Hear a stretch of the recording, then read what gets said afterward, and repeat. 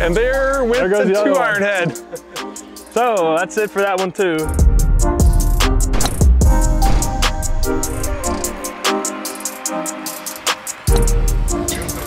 Well, as the great Michael Scott once said, I'm ready to get hurt. Somehow we've been talked into doing a long drive contest against the biggest and baddest long driver of them all. World #1, 2-time world long drive champion, Berkshire. Tursky, what are we doing? There's so much fear in your voice. There's so much fear. Yeah, I'm creating content right now, but here's what we're gonna do. Tursky and I are gonna hit driver. Two riders against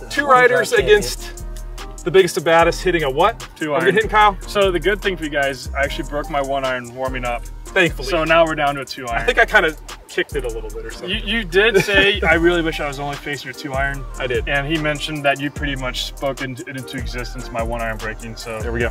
You know, I think we'll see. You guys might have a chance. I don't know. All right, well, do we let the riders go first or are we gonna let Kyle go first? I think we let Kyle, go first. Okay. Yeah. All right, so I'm curious, what are your swing thoughts when you're in competition? Do you have any swing thoughts? If I'm in a position where I'm hitting against some top hitters who have a lot of horsepower, my thought is, you know, I want to get one in play. And then if I get one in play, then I start going 100%. If I'm hitting against guys that maybe are a little slower earlier on in the tournament, my only thought throughout the set is get it in play. All I care about is advancing and continue to advance. And then, so like in the final 8 at World this year, it was loaded, obviously, it's a final 8. At that point, it was kill. Because I needed every shot to be quality, and I needed it to be basically a bolt in the chamber. Meaning, if I swung slower and controlled, yeah, I could have a good chance of winning, but there are guys who could take it past me if I'm swinging slower controlled at that final 8 level. So it's better just to let it rip when you get to that point. All you need to do is catch one. You know, and typically if you have 6 chances, you will catch one. And it's kind of interesting because I don't do this with irons too much. So, you know, it's kind of a similar thing here. So get one in play, get a good number out there, and then we'll really start going for it, try to put out a good number. So that green is 370. We'll see. The 1-iron that was probably in play, we'll see if we can get there to 2-iron. I think the starting point is just hit a nice shot, just put a good swing on it, and try to square it up. And obviously with a 2-iron, the sweet spot's a lot smaller than the driver. So we'll see if we can hit one flush. Well, that was roasted. I don't even know if you need another one. So that's kind of a nice little easy one, just to get the ball in play. Smooth 279 carry with a 2-iron. Taking you through my swing, the first thing I'm doing, I'm leaning forward a bit to get a little momentum. As I'm planning, I'm engaging my quads, my glutes. As I'm coming through, I'm engaging my lead quad, and then I'm extending, so I'm engaging my obliques. And then right about here, my rotation is coming from the rib cage, and then I'm releasing my hands right about here, so that's when I'm engaging my wrists. And it's kind of a symphony of reactions throughout the body that produce tremendous speed for a split second right at impact. And that's kind of the simple way to tell you guys that. It's basically the kinetic power chain. You know, all power sports use it, you know, baseball, soccer, to generate tremendous amounts of speed. And really that's the sport, is how efficient can your kinetic power chain be and how much control can you have over it. Another way of saying it is, it's not about how fast you swing, it's about how well you swing fast. That's the key to the sport. So with that being said, let's swing fast. So we got a ball in play, and now let's start letting it go. This is where you can start seeing the ball go all over the place. I can mishit it, but if I square it up, it's gonna be big. We get 6 balls, so that's all we really care about.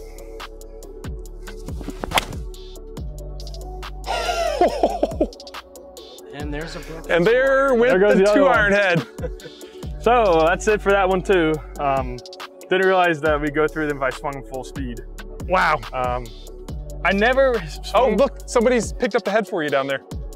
I never swing my long irons at full speed, so I had no clue this would happen. But it makes sense because, you know, it's just, I don't know, it's like, who am I kidding? It doesn't make sense, you know, but. And even with the head flying off, what is that? Still at 184. 184. What's the most number of clubs that you've gone through over the course of a round? Like in the course of a day? Course of a day. I've gone through up to about 7 to 10. If I'm hitting like 600 balls in one day doing prep for like Worlds, that's typically what it'll be. It just depends, you know, like the speed I decide to go at that day, the amount of balls, the type of ball. It can be anywhere from 1 to 10 heads in a day. Like in my prep for Worlds, I went through about 45 heads, 50 heads. 45, 50 heads. So yeah. I usually make it through about 10 years with one head. So, well, you know, I was with the F1 guys, the Formula 1 guys, and they brought up a really good point, is that me going through heads in golf is the same thing as the way they go through tires in driving. They go through 13 to 15 tires in a race, whereas the normal people who drive normal cars like us, we might go through a tire every 15,000 miles. They're going through them every couple hundred miles, if not even that, probably maybe every 10 or 15 miles. So it's kind of like that, you know, the normal driver probably lasts a couple years and they get replaced because it's probably eventually starting to get flattened.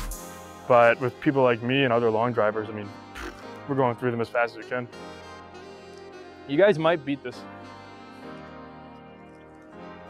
That's roasted. Well, this is going to be competitive. I think 279 is competitive. It is definitely competitive. Come on, let's see. You definitely have it in you, no question. Maybe that helps.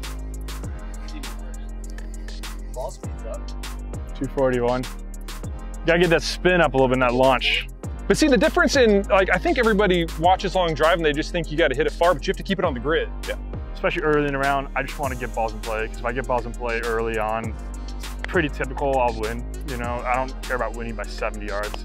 I want to just get through sets, keep knocking out wins, advance to the next day, advance to the next day, advance to the next day, and then eventually, as the competition thins out, you're going to start running into those guys that are 220 ball speed, where you got to start adjusting. Where still get a ball in play, and then once I have a ball in play, I'll go full bore. I need your pre-swing thought right now. Kill. Yeah, yeah. You don't want to be outdriven by a 1-2 iron shot, do you? I really don't. You got within 15 yards. This could end poorly for me. Ooh, that's gonna carry. 296. Let's go! All right, there. At least one of us. Thank God. We beat him. Beat the world long drive champion. Now, yeah, we hit one ball before the club exploded, but I'm gonna take the W. No, I will give it to you. Kyle. You had to hit it over 280 and you did. Thank you. Wow. One ball. Got lucky.